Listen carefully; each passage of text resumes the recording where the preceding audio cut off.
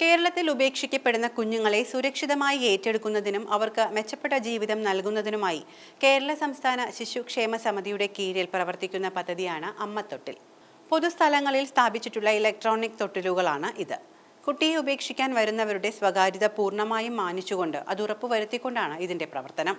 അനാഥരാക്കപ്പെടുന്ന ഉപേക്ഷിക്കപ്പെടുന്ന കുഞ്ഞുങ്ങൾക്ക് സുരക്ഷയും പരിചരണവും ഉറപ്പാക്കുക, അതുവഴി ശിശുഹത്യ പോലുള്ള സാഹചര്യങ്ങൾ ഒഴിവാക്കുക എന്നീ ലക്ഷ്യത്തോടെയാണ് അമ്മത്തൊട്ടിൽ പദ്ധതി നടപ്പിലാക്കിയത്. അമ്മത്തൊട്ടിലിൽ കുഞ്ഞുങ്ങളെ വെച്ചാലുടൻ ഓട്ടോമാറ്റിക് സെൻസർ വഴി അധികാരികൾക്ക് വിവരം ലഭിക്കും. കുഞ്ഞിനെ എത്രയും പെട്ടെന്ന് ഏറ്റെടുത്ത് ആവശ്യമായ വൈദ്യസഹായവും പരിചരണവും നൽകും. 2002 നവംബർ 14 തിരുവനന്തപുരം തൈക്കാടുള്ള ശിശുക്ഷേമ സമിതിയുടെ ആസ്ഥാനത്താണ് ആദ്യ അമ്മത്തൊട്ടിൽ സ്ഥാപിച്ചത്. നിലവിൽ കേരളത്തിലെ മിക്ക ജില്ലകളിലും അമ്മത്തൊട്ടിൽ സൗകര്യം ലഭ്യവുമാണ്. വളരെ പ്രാധാന്യവും പ്രശംസനീയവുമായ പദ്ധതിയാണ് കേരളത്തിന്റെ അമ്മത്തൊട്ടിൽ. എന്നാൽ അതിലെ ചില വീഴ്ചകളാണ് ഇപ്പോൾ സങ്കടകരമാകുന്നത്. സാമൂഹ്യ വിരുദ്ധരുടെയും തെരുവുനായ്ക്കളുടെയും വിളനിലമാണ് ജില്ലാ ജനറൽ ആശുപത്രി പരിസരം. ഇവിടെ 2 വർഷമായി അമ്മത്തൊട്ടിലിന്റെ വാതിലിൽ ഘടിപ്പിച്ച സെൻസർ പ്രവർത്തിക്കുന്നില്ല. വാതിൽ അടഞ്ഞ് 5 മിനിറ്റുകൾക്ക് ശേഷം അലാം മുഴങ്ങുന്ന സെൻസർ പുതിയത് സ്ഥാപിക്കുമെന്ന് അധികൃതർ അറിയിച്ചിരുന്നുവെങ്കിലും നടപടിയുണ്ടായിട്ടില്ല. കുട്ടികളെ അമ്മത്തൊട്ടിലിൽ കിടത്തിയ ശേഷം അധികൃതർ അറിയുന്നത് അലാമിന്റെ സഹായത്തോടുകൂടിയാണെങ്കിലും ഇപ്പോൾ ഇവിടെ അലാം മുഴങ്ങുന്നില്ല. കരച്ചിൽ കേട്ടാണ് അധികൃതർ കുട്ടിയെത്തിയ വിവരം അറിയുന്നത്. കുട്ടി കരഞ്ഞില്ലെങ്കിൽ ആരും അറിയുകയുമില്ല.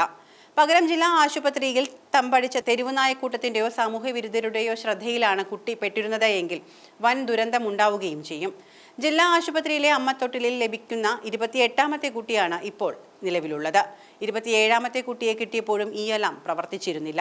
2023 ഡിസംബർ 16-നും അമ്മത്തൊട്ടിലിൽ ഒരു കുഞ്ഞിനെ ഉപേക്ഷിച്ച നിലയിൽ കണ്ടെത്തിയിരുന്നു. അന്നും സെൻസർ തകരാറ് മൂലം അലാം മുഴങ്ങിയില്ല.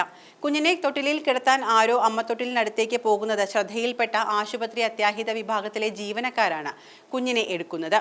ആശുപത്രി പരിസരത്ത് തെരുവ് നായ്ക്കളടക്കമുള്ള സാഹചര്യത്തിൽ അമ്മത്തൊട്ടിലിന്റെ അലാം മുഴങ്ങാത്തതിനെതിരെ 2023-ൽ ജില്ലാ നിയമസേവന അതോറിറ്റി പരാതി സ്വീകരിച്ചിരുന്നു. സെൻസർ തകരാർ പരിഹരിച്ചില്ലെങ്കിൽ കുഞ്ഞിന് ലഭിക്കേണ്ട പരിരക്ഷ നിഷേധിക്കപ്പെടുമെന്ന പരാതിയിൽ പറയുന്നു. എന്നാൽ 2 വർഷത്തിന് ഇപ്പുറവും ഒന്നും സംഭവിച്ചിട്ടില്ല. കുഞ്ഞിനെ തൊട്ടിലിൽ കിടത്താൻ ചവിട്ടിയിൽ നിൽക്കുമ്പോൾ കാഷ്വാലിറ്റിയിൽ അലാം മുഴങ്ങണം. അതാണ് അമ്മത്തൊട്ടിലിന്റെ സാങ്കേതിക പ്രവർത്തനം.